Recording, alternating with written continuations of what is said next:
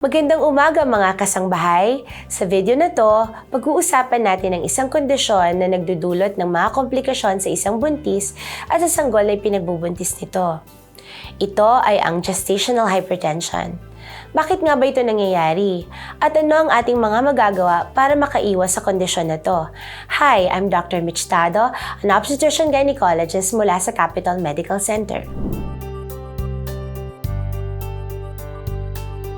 Okay, ang gestational hypertension is hypertension na nangyayari sa isang buntis on the second part of the pregnancy. Iba to sa mga ibang hypertension kasi yung ibang hypertension may mga ibang mga simptomas na kasama na pre-eclampsia, eclampsia, tapos may mga yung CHVD, tapos may mga hypertension na hindi naman buntis ang babae. So again, ulitin ko, ang gestational hypertension ay nangyayari sa isang buntis on the second part of the pregnancy. Okay, ang gestational hypertension, mataas lang ang blood pressure ng isang buntis. Pero walang kasama tong mga protein sa urine at other findings or other problems sa ibang mga organs ng ating pasyente. Ang pre-eclampsia, ito ay elevated blood pressure accompanied by protein in the urine. So affected na rin ang kidneys at liver ng isang babae. Alright, number one, pwede kasing dahil medyo nag-start siya na mataba na siya, so mataas ang BMI, so mas prone siya to mga hypertensive problems. Pwede rin pag may diabetes ang isang buntis, this can also lead to complications like hypertension. And then pwede rin sa lifestyle, diba? Kung ang isang buntis previously mataas magkape, smoker, prone din siya to actually develop hypertension during the pregnancy.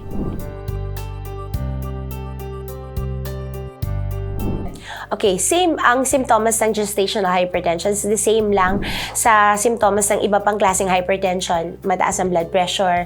Minsan ang pasyente ay nagkakaroon ng mga headaches, nagkakaroon ng konting blurring of vision. Minsan dahil sa sobrang taas ng blood pressure.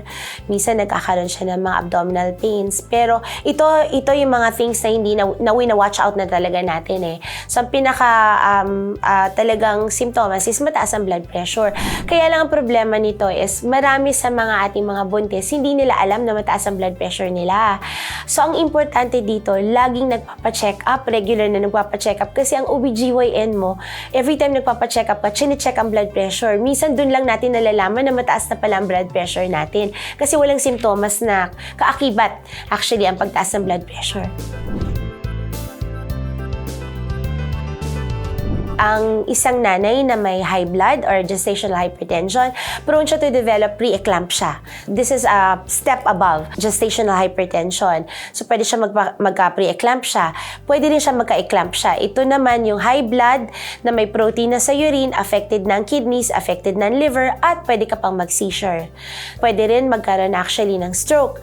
Prone din ang mga nanay na magkaroon ng abruptio placenta. Yung pag-separate prematurely ng placenta sa uterus na nasa loob pa ang bata.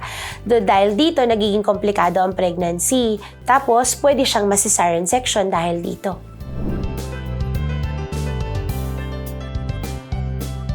Nako, ito ang kaya natin talagang iniiwasan ng high blood sa isang buntis kasi maraming pwedeng komplikasyon sa bata. Number one, pwedeng maliit ang bata dahil hindi ganun kaganda ang blood perfusion, dahil makipot nga ang daanan ng dugo. So dahil dito, mataas ang blood pressure, hindi ganun kaganda ang nutritional status ng isang bata. So the baby can actually be low birth weight or yung worst case scenario, IUGR, intrauterine growth retardation. So hindi maganda ang paglaki ng isang bata. Next, pwedeng dahil sa sobrang taas ng blood pressure, mag-deliver ng early ang nanay at maging premature ang bata. So, hindi din ito maganda kasi alam natin na pag premature isang bata, medyo mas mahirap siyang mag-cope paglabas, diba? Third, pwede rin magkaroon ng komplikasyon na si baby eventually, dahil affected nga ang kanyang nutritional status, eventually paglaki niya, hindi din maganda ang kanyang health status. So, very important talaga na nanonote natin ang ating blood pressure at kung mataas ang blood pressure, magpa-check up ka agad. Hindi naman kaagad actually kailangan i-CS or induce ang labor ng isang nanay na may gestational hypertension, lalo na kung premature pa. Kung nakokontrol naman ang blood pressure at nakokontrol ng mga gamot at lifestyle change, then pwedeng i-observe hanggang umabot ng term ang nanay. Now, pero kung umabot dun sa point na mas mataas pa sa 160/100 persistently, despite medications at nagkakaroon na siya ng blurring of vision, nagkakaroon ng intractable headache, meaning hindi nawawala ang sakit ng ulo or nagkakaroon na ng abdominal pain, these may be signs na hindi na okay ang sitwasyon ng nanay. Isa pang delikadong sitwasyon is mag-develop siya ng pre-eclampsia or eclampsia. Ito ang mga status actually na kailangan talagang binabantayan. Again, uulitin ko, kaya dapat kailangan in close contact kayo with your OBGYN. Kailangan by this time, best friend nyo ang inyong doktor para mabantayan talaga kayo at si baby. Okay, ang gestational hypertension, ginagamot with medications. So, number 1, kailangan inumin. Pag nagbigay si doktora ng gamot, kailangan iniinom. Kasi dati meron akong isang pasyente, binigyan ko ng gamot, sabi ng mga magulang, sabi ng mga lola, huwag inumin kasi nakakatakot. May epekto kay baby. Hindi po kami magbibigay ng gamot na makakasama sa inyo at sa baby nyo. Pag nagbigay kami ng gamot, ibig sabihin para sa inyo po yun. So, pag nagbigay kami ng antihypertensive, kailangan inumin po ito kasi mas madaming komplikasyon pag hindi natin na-control ang blood pressure.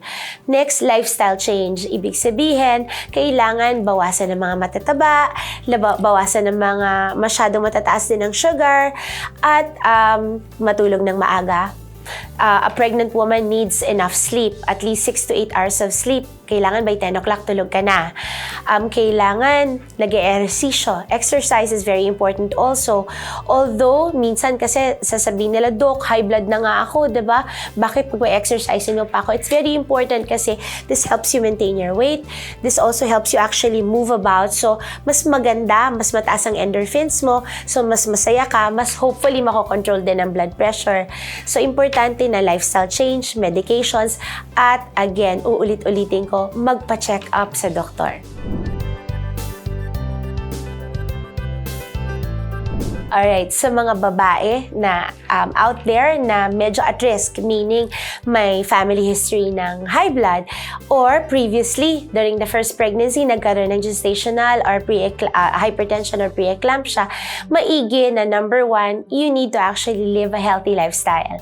So, bawasan ng kape, wag mag-smoke, exercise regularly, get enough sleep, tapos magpa-check up regularly para nababantayan tayo kung sakaling meron ng mga senyales na medyo umataas-taas na ang blood pressure.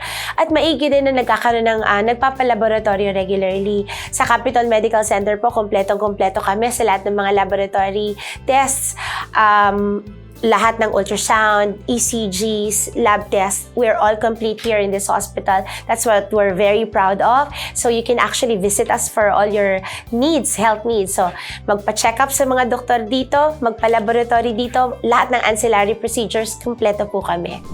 Tandaan, mga kasambahay, ang gestational hypertension ay hindi lamang simpleng pagtaas ng blood pressure. Kapag ito ay napabayaan, maaari itong magdulot ng lubhang panganib hindi lamang sa ina, kundi maging sa kanyang ipinagbubuntis. Kaya mahalaga ang pangalagaan ng kalusugan ng ina. Dahil kapag healthy si mommy, healthy din si baby. Again, I'm Dr. Mitch Dado, isang obstetrician gynecologist from Capital Medical Center. Kung kailangan nyo magpa-check up for your reproductive needs, kung buntis po kayo, or kahit hindi kayo buntis, dito po sa Capital Medical Center, kompleto po kami sa mga doktor at lahat ng mga laboratorio. We are located at Quezon Avenue, corner Scout Magbanwa Street, Barangay Paligsahan, Quezon City. And you can also follow me at my TikTok page, Doc Mitch Dado.